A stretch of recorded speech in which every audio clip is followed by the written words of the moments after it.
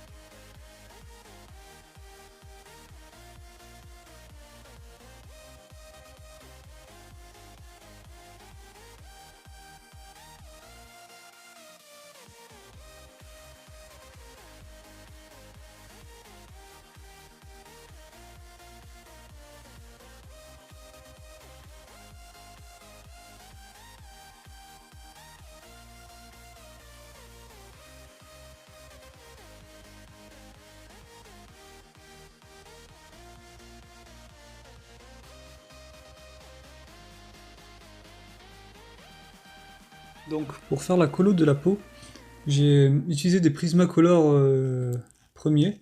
Je vous mets une image ici. Et du coup je trouve qu'ils sont vraiment pas mal du tout. Ils sont faciles à dégrader entre eux. Puisqu'il y a 24 couleurs de couleur peau, on est plutôt bien varié au niveau des couleurs.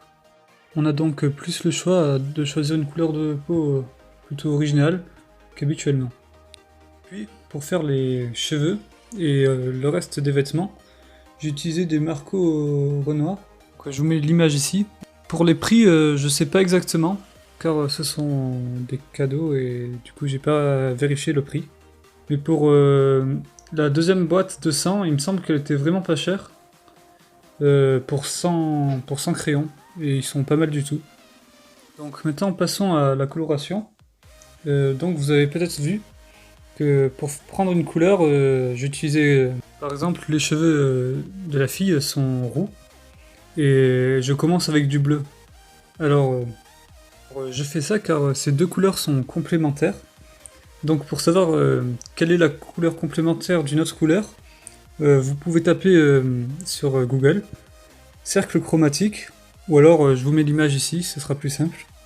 Puis quand vous décidez de choisir une couleur, par exemple le orange, vous regardez la couleur qui est opposée à celle-ci et vous verrez le bleu. Donc ça sera cette couleur qu'il faudra choisir pour faire l'ombre. Alors une fois que le bleu sera mélangé au orange, cela va créer une couleur plus foncée et, et voilà. Donc après j'ai fait pareil avec le pull qui est vert. Donc je commence à faire un petit dégradé avec la couleur complémentaire, donc l'opposé, du foncé vers le clair. Puis je repasse en appuyant plus ou moins fort, même si normalement il faut éviter d'appuyer. Si je ne sais pas pourquoi, en vrai, c'est juste les profs qui ils veulent pas qu'on appuie, alors voilà, mais je trouve que c'est une perte de temps, alors franchement, moi j'appuie. Puis une fois que tout est bien colorisé, vous pouvez recerner le dessin, donc faire les contours en noir, car quand on passe du crayon dessus les traits noirs, ils deviennent plus ternes et on les voit moins. Donc voilà, je vais vous laisser avec la fin de la vidéo, enfin la suite, et à la prochaine.